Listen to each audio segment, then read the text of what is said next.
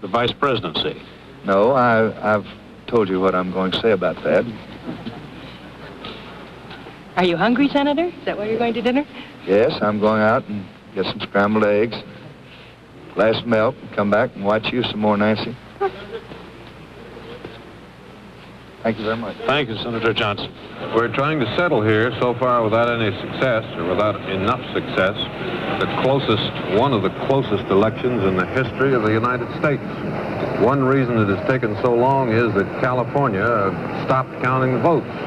We are now, haven't had any new returns from California in some time, but we're trying to make some arrangements to get some. In the meantime, we're still hanging here with Kennedy, one vote short of enough to, one electoral vote short of enough to win, and the states where he might get the one electoral vote are very slow in reporting their returns. So it's 6 a.m. in New York. Only the 501 is showing no sign of wear and tear, and I don't know how long we'll be here. Nobody's told us yet. Kent? Something maybe important has just happened in Illinois. The figures suddenly changed. And now with over 90% of the vote in Illinois, Senator Kennedy is revealing just a little bit more strength than he was a few moments ago. He now has a lead over Vice President Nixon of 38,000 votes. So that edge is wearing pretty well, and it hasn't gone below 25,000, and now jumps back up to about 38. It's sunrise in the east, for those of you who are in the west where it is still dark. Sunrise here. By the way, the NBC Victory Desk has, well, there it is. There's Washington, D.C., dawn. Isn't that lovely? Ray Shearer, NBC's campaign and election reporter, is now standing by at Hyannis, Massachusetts, which is about 5 miles away from Senator Kennedy's home in Hyannisport. And let's see if we can bring Ray Shearer into this circuit. Yes, there he is. How are you, Ray? Just wanted to prove that I can stay up as late as you could. Ray, it looks as if you're about to make a speech, are you? Well, this was Mayor Mr. Kennedy who was supposed to make his speech. This is the platform, this is the podium, these are the flags. The question is now, when will he make it, or maybe will he make it? The latest we get is that it will be no earlier than 10 o'clock. He's still waiting for word from Mr. Kennedy. Is there anyone around whatsoever? Is there anybody around? Yes. Well, let me see. The Chicago Daily News is here. The New York Post is here.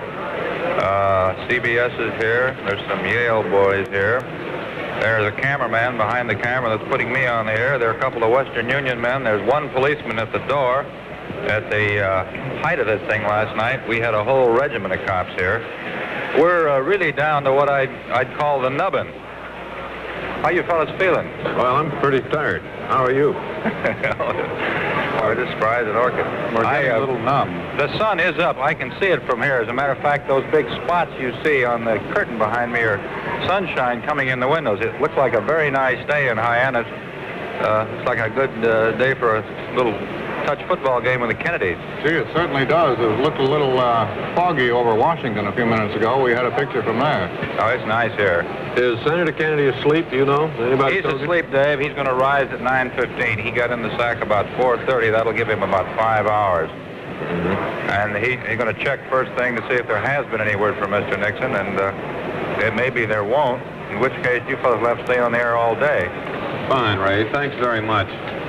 Thank you. We'll be back from time to time. For a few people, good morning, I say, for a few people who are astounded by what's going on in 8H as you are.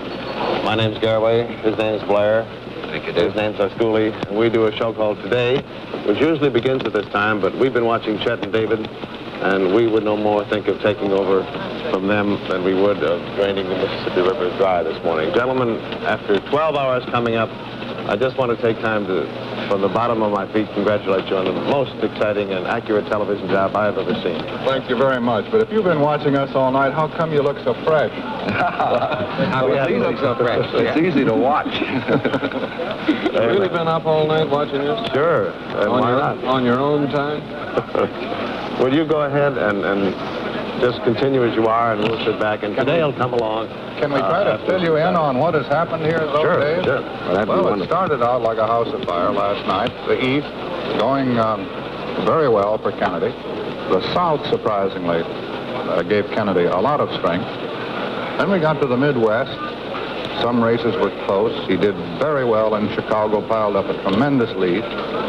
He started to take Michigan. Those were his two best races. He took Missouri. Then it went along and things slowed down, and finally it just ground to a screeching halt. Now in Illinois, we've been watching that all night. That tremendous lead he piled up in Chicago is being whittled down in the southern part of the state. He's still stubbornly holding on to a 34,000 vote lead at this moment with 90% of the votes in. California stopped counting its ballots. Everybody went home and went to bed. We're just beginning to get a few more returns there.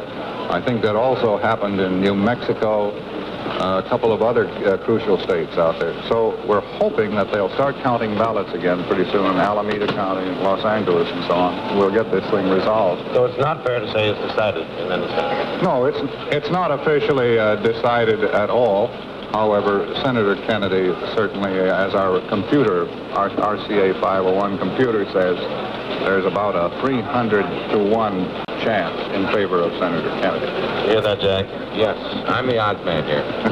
Carry on, gentlemen. Thank you. David? Welcome to our guests, and while they're here with us, we're going to take a quick rundown on our summary boards up in the middle of the studio. And they now show Nixon to have 29,251,000. Kennedy, 30,019,000. Very close still.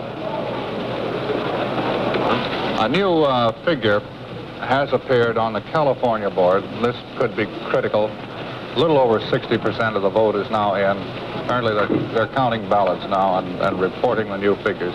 And Kennedy is up to his biggest lead that he's had all night since we started to get figures from California, a lead of about 109,000 votes. He's very gradually and very, very slowly pulling away in the state of California. And of course, as David has explained, on the basis of our best judgment, he just needs 5 more electoral votes to go over the top. To the boards, did you say, David? Yeah, I think that's the next... Let's start the roll call of the states and see how they're doing one by one. And again, we'll start with the East and Sander Van Oker. Chet, it's the same here in the East as it's been since about 1 o'clock this morning. It's the solid East for Senator Kennedy. Nixon took only 3 states with a total of 12 electoral votes. Kennedy has taken 8 states with a total of 133 electoral votes. And this is how the states broke down. Nixon took Maine. He was expected to. He also took New Hampshire. However, Kennedy was ahead earlier in the evening, but Nixon overtook him, and he took the state as expected. Also in Vermont, with 3 electoral votes, Nixon took that state. That was no surprise. Massachusetts, Kennedy's home state, with 16 electoral votes. Kennedy took that state by about a half a million. That was expected. Connecticut went very early, as you'll remember, in the evening, and it went very big for Kennedy. He was surprised at his margin there. Rhode Island, he was expected to take it, and he did handily. New York State, 45 electoral votes. Kennedy took that by a pretty good margin, but not as great as everyone expected. New Jersey was the real surprise. This was the state the pollsters put down solidly. In the Democratic column, Kennedy took it by a very, very slight margin. Pennsylvania was, I think, his handsomest victory in the East. He took that state by 129,000 votes. He can thank the Philadelphia Democratic Organization, which gave him a 326,000 plurality in the city that is far, far greater than anyone, including Franklin D. Roosevelt, ever got. That in Delaware was a Kennedy victory by a slight margin. In Maryland, he also took it by a good margin. So again, to repeat, he has 133 electoral votes in the East. Nixon has 12 electoral votes. Now for a look at the South, over to Frank McGee. Well, the South was the first area to be completely locked up last night. Nixon did not make the inroads in the South that President Eisenhower did 4 years ago. Religion was not the factor in the South that some thought it might be. It went like this. West Virginia went Democratic, changing over from Republican. Kentucky went Republican again.